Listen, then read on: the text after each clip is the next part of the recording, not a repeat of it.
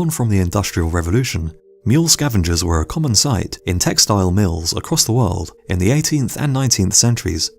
Over the course of the working day, scraps of cotton would gather on the floor underneath the great lumbering machines used to spin cotton into thread, along with dust, oil, and other debris. These cotton scraps were seen by the mill owners as far too valuable to simply throw away, and needed to be collected and removed at regular intervals to prevent the machines clogging up and breaking down. The work was unskilled and required small bodies to fit underneath the spinning mules in order to get at the cotton scraps. Small children were seen as ideal for this task, being small enough to fit into the tight spaces and very cost-effective. These scavengers were viewed as being at the bottom of the hierarchy of staff and had to endure the worst working conditions. The children were often orphans as young as 4, who were taken in by the factory owners and forced to work up to 16 hours a day until they were 15 years of age, suffering severe beatings should they fall asleep from exhaustion. Trapped inside the dusty factories for most of the day, their fragile bodies frequently developed severe health problems, including respiratory diseases and even cancer. Yet these terrible health issues were not the only danger they faced. The giant spinning mules that spun cotton into thread would not be turned off to allow the child to scavenge the scraps underneath.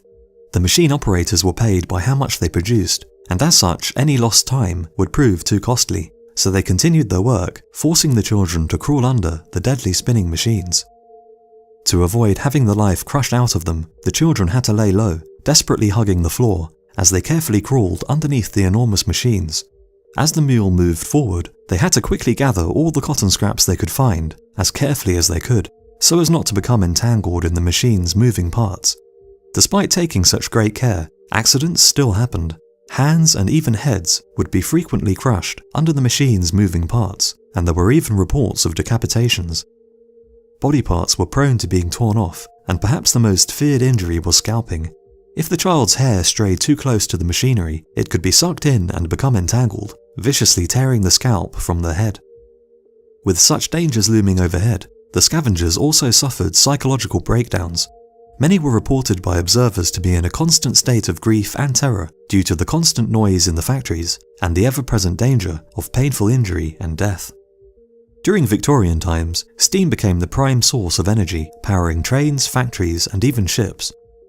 Burning coal was the best way to boil water and thus produce steam, causing an enormous increase in demand for the precious black chunks. Massive coal mines opened all over the world, and children became the ideal employees for these new underground money-making enterprises. Their bodies were smaller, enabling them to fit in the tight confines of the mine shafts, and they could be paid much less than their adult colleagues. In fact, the use of children in coal mining became so widespread that in 1851 it was estimated that children made up 30% of the coal mining workforce in Britain alone. The types of jobs the children were given were diverse, but all of them involved working in horrendous and dangerous conditions. Above ground, breaker boys spent 10 hours a day, 6 days per week, toiling to remove impurities from the mined coal. They would spend their day sitting on wooden chairs, hunched over conveyor belts, picking sharp pieces of slate out of the coal by hand, without the luxury of gloves. By the end of the day, their fingers could often be covered in open cuts, and it was not unusual for boys to have their fingers torn off after getting them trapped in the moving conveyor belts. Many others would lose limbs or even be crushed to death after being pulled inside the giant gears which powered the machines. Below ground, trappers were often the youngest employees, some just 8 years of age. Their job was simply to open and close the trap doors, which allowed fresh air to flow through the mine, and they would often spend up to 12 hours a day, alone and in total darkness, deep within the mine. Although the work was not hard, it was mind-numbingly boring and fraught with danger. Hurriers and thrusters were older and stronger children who were given the labour-intensive job of pushing and pulling the coal-laden carts, which could easily weigh over 600 pounds, through cramped roadways which were sometimes as low as 16 inches. One child would pull the cart while the other pushed, their elbows and knees scraping against the rocky surface, with the pusher often using their heads to help push against the heavy cart, resulting in the hair on the child's head wearing off, leaving them bald. Hours were long for everybody, and work could often begin at 2 in the morning, with the child remaining in the mine for up to 18 hours. Such long hours in the dark could easily damage a growing child's eyesight, and the lack of ventilation in the mine caused numerous cases of respiratory disease and cancer, with many of the workers dying before the age of 25.